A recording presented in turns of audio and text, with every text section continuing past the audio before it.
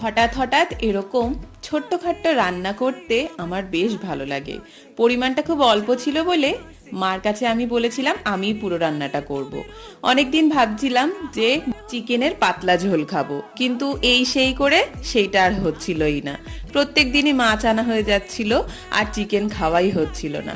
তা বাবার কাছে বলেছিলাম আমার জন্য অল্প একটু মাংস আনবে, আমি রাত্রিবেলা মাংস দিয়ে ভাত খাবো।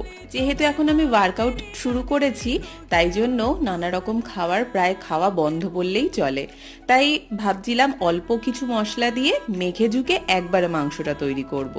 একদম সিম্পল ভাবে চিকেনের লাল লাল ঝোল করেছিলাম, তার সাথে গরম গরম ভাত। যদিও রাত্রিবেলা আমার রুটি খাওয়ার কথা, কিন্তু সেদিনকে চিকেনের লাল ঝোলটা দেখে আর লোভ সামলাতে পারিনি। আমার মতন কারা কারা এরকম গরম গরম চিকেনের ঝোল আর ভাত খেতে পছন্দ কর, অবশ্যই কিন্তু কমেন্ট করে জানিও। নতুন থাকলে অবশ্যই চ্যানেলটিকে সাবস্ক্রাইব